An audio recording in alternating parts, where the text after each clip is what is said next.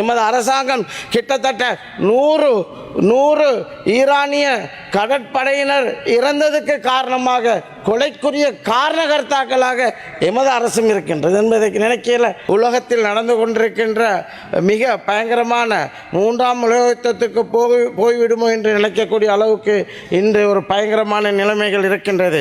இதற்கு காரணம் ஏகாதிபத்திய யுத்த வெறி என்று தான் நாங்கள் இங்கு சொல்ல வேண்டும்.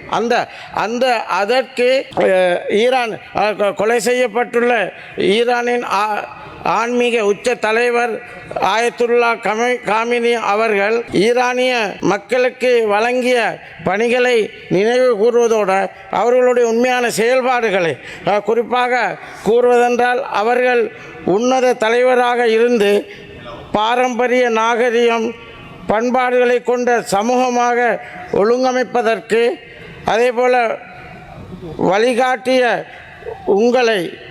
உங்களின் இழப்பு ஈடு செய்ய முடியாததாகும். இந்த சந்தர்ப்பத்தில் ஈரான் அரசாங்கத்திற்கும் மக்களுக்கும் எனது ஆழ்ந்த கவலைகளை பதிவு செய்து கொள்ள விரும்புகின்றேன். இது ஒரு சாதாரணமாக ஒரு மிருகத்தமான செயல்பாடுகளை இங்கு செய்கின்றார்கள். ஒரு ஏகாதிபத்தியம்தான், போர் வெறி பிடிச்சு அழைகின்றார்கள் இந்த அமெரிக்காவும் இஸ்ரேலும். அப்போ இவர்களை கட்டுப்படுத்துவதற்காக உருவாக்கப்பட்ட சமாதானத்துக்காக உருவாக்கப்பட்ட இந்த ஐநா சபை என்ன செய்கிறது என்பது ஒரு பாரிய கேள்வி. குறிப்பாக இவர்கள் சொல்கின்றார்கள், இவர்கள் கூறுகின்றார்கள், நாங்கள் சரியாக அந்த ஏம்ப அடித்தோம் என்று. அப்போ அந்த பாடசாலை சிறுமிகளை 167 பேர் இறந்திருக்கின்றார்கள். அவர்களுக்கு ஏம் பண்ணி தான் நடிச்சிருக்கிறாங்கள். அப்போ ஏம் பண்ணி எல்லாத்தையும் செய்கின்றார்கள். டூனிசியாவிலிருந்து ஜனாதிபதியை கடத்தி கொண்டு போகிறார்கள். இங்கே ஈரானில் அங்கே ஆன்மீக தலைவரை கொலை செய்கின்றார்கள். அதே மாதிரி அந்த வெனிசுலா நாட்டிலிருந்து ஜனாதிபதியை கடத்தி கொண்டு போயிருந்தார். அதே மாதிரி ஆன்மீக தலைவரை கொலை செய்திருக்கின்றார்கள். அதே போல் மக்களை 160 பேர் சிறார் மாணவ செல்வங்கள்.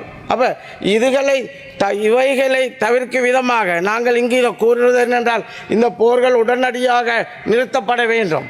எல்லோரும் அதே மாதிரி ஈரானும் அவங்களுக்கு பேஸ் கொடுத்ததுக்காக இருக்கின்ற சவுதி அரேபியா, அதே போல் UAE, கட்டார், அப்படி கூறுவதென்றால் குவைட் என்று சொல்லி மற்ற நாடுகளை அடிக்கிறத உடனே இடைநிறுத்தணும்.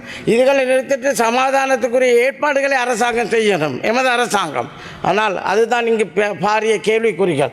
எமது அரசாங்கம் கிட்டத்தட்ட 100 ஈரானிய கடற்படையினர் இறந்ததுக்கு காரணமாக கொலைக்குரிய காரணகர்த்தாக்களாக எமது அரசும் இருக்கின்றது என்பதை நினைக்கல வேதனையாக இருக்கின்றது. 11 மணித்தியாலம் 12 மணித்தியாலம் உதவி கேட்கின்றார்கள்.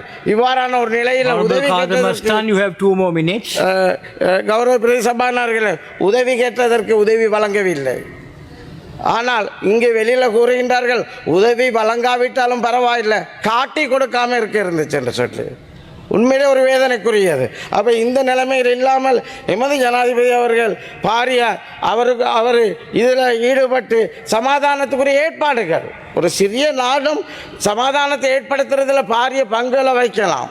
அந்த அடிப்படையில் அந்த பங்கு அந்த சமாதானத்துக்குரிய பங்கை வைத்து இது உலக போராக மாறாமல் சமாதானத்தை ஏற்படுத்திய விதமாக அமெரிக்கா, இஸ்ரேல், அதே போல் ஈரான் இந்த யுத்தத்தில் ஈடுபட்டு இருக்கின்ற இந்த நாடுகளோட கதைத்து ஒரு சமாதானத்தை ஏற்படுத்துவதற்குரிய ஏற்பாடுகளை விரைவாக செய்யணும் என்று நாங்கள் இந்த இடத்துல அரசாங்கத்தை நாங்கள் கேட்டுக்கொள்வதோடு, இதே மாதிரி பாதிக்கப்பட்டிருக்கின்ற ஈரான், அதே போல் சவுதி அரேபியா மற்றும் குவைட், பஹ்ரைன், அதே போல் கட்டார், ஏனைய நாடுகளுக்கும் அங்கே ஏற்பட்ட இந்த உயிரிழப்புகளுக்கும் எனது ஆழ்ந்த அனுதாபங்களை தெரிவித்துக் கொள்வதோடு இது ஒரு விரைவாக முடிக்கப்படணும். இதற்குரிய ஏற்பாடுகளையும் அரசு செய்ய வேண்டும் என்று கேட்டுக்கொண்டு நிறைவு செய்கின்றேன்.